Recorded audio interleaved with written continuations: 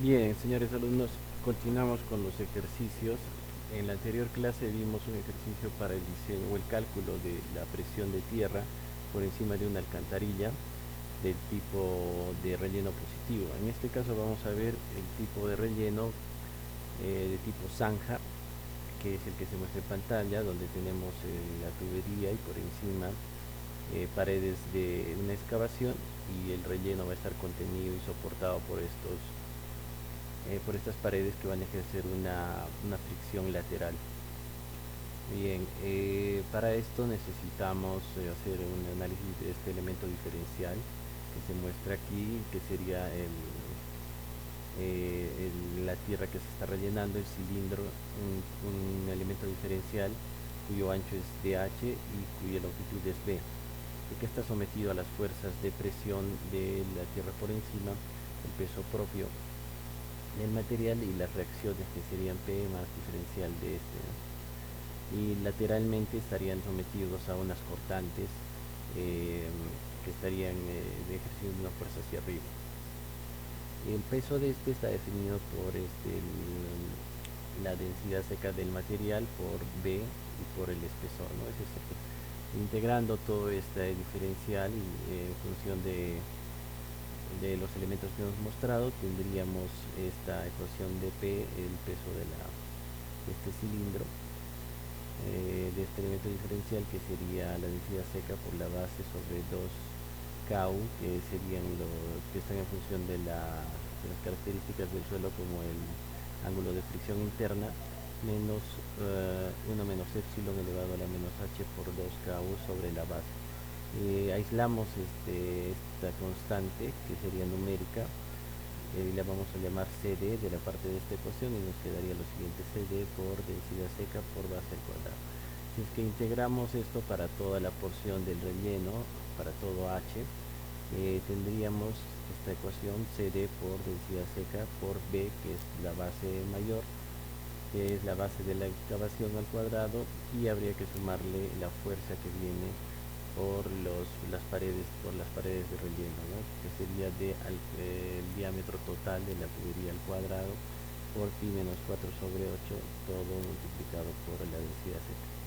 Entonces vemos aquí en esta ecuación, que sería la ecuación de toda la de todo el volumen que ejerce todo el volumen de relleno sobre el cilindro, el cual está en pies, básicamente B en pies, y K y U son constantes, ¿no? Donde U es la tangente del ángulo de fricción interna, y K vendría a ser la tangente al cuadrado por 25 menos el ángulo de fricción interna sobre 2, que nos daría igual a 1 menos seno del ángulo de fricción y 1 más seno del ángulo de fricción, que son constantes. Si tenemos el ángulo de fricción interna, podemos aplicar estas fórmulas. Si no, podríamos, de acuerdo al tipo de material, por ejemplo para arenas y gravas, ya nos da el factor de K por mu igual a 0.165, por ejemplo, ¿no? Que es para el tipo sand y gravel, que corresponde a arenas y a gravas. Veamos un ejemplo de cálculo. Determina la carga de tierra para un tubo de 48 pulgadas instalado en una zanja de 7 pies de ancho con 10 pies de relleno, ¿no? H va a ser 10, el ancho de la zanja 7, el diámetro 48 pulgadas, para un relleno que será de arena y grava con un peso específico de 110 libras por pie cúbico, libras fuerzas sobre pie cúbico. Hace un tipo de instalación 4, quiere decir que no va a estar supervisado, ¿no? Estamos asumiendo un espesor de 5 pulgadas para la tubería. ¿Qué es lo que debemos hacer? Primero, calcular el diámetro externo, ¿no? El diámetro de 0. De 0 sería DI más 2 veces TI, 2 veces el ancho, que nos daría como 58 pulgadas, o su equivalente en metros. Esto de preferencia lo expresamos en unidades de pulgadas. Tendríamos básicamente aquí los 48 pulgadas más 2 veces 5, tendríamos 58 pulgadas, ¿no? Que sería el valor de D sub 0. Igualmente calculamos el valor del tipo las características o las constantes para el suelo K por mu, que ya habíamos visto para suelo grava y arena en esta gráfica anterior, correspondía a 0.165, ¿no? En este caso no nos dan los datos del ángulo de fricción interna, o también podríamos tener datos de ángulo de fricción interna. Tenemos que hacer una verificación para que el tipo zanja se mantenga. Para eso el ancho de la excavación debe tener un límite, porque si tenemos un ancho de excavación muy ampliado ya dejaría de funcionar el confinamiento lateral. Entonces, según esta tabla, aquí tenemos en la primera columna las profundidades de compactación. Para nosotros es 10 pulgadas.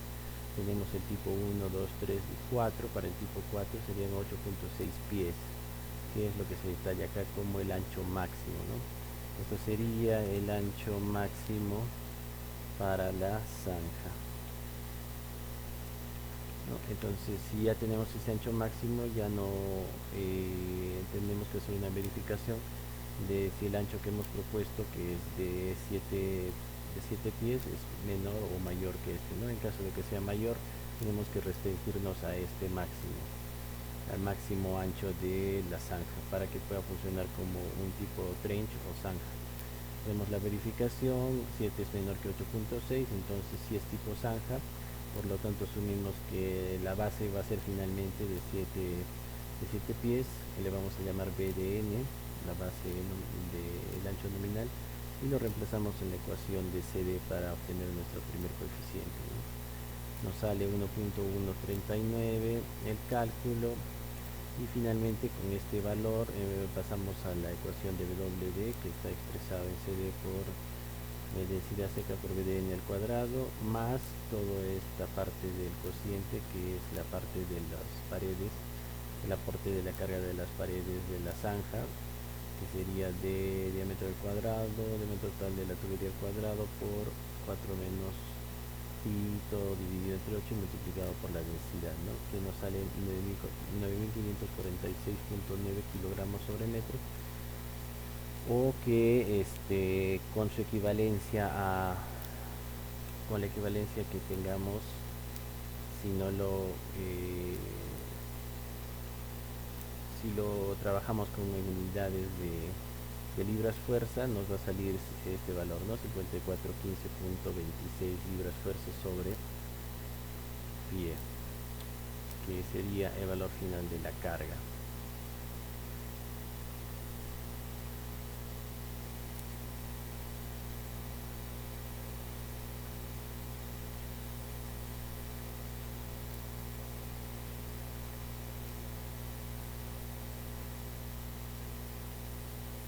Listo, entonces depende de las unidades que ustedes ingresen a la ecuación, van a tener diferentes valores de acuerdo a las unidades. Verifiquen esto con vuestros cálculos para que estén seguros de cómo tener las unidades correctas.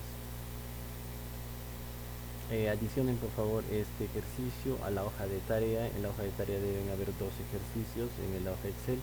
Básicamente uno será este cálculo de la carga para un tipo zanja, y el otro sería lo que hemos desarrollado en la clase anterior para un tipo positivo, en el cual la tubería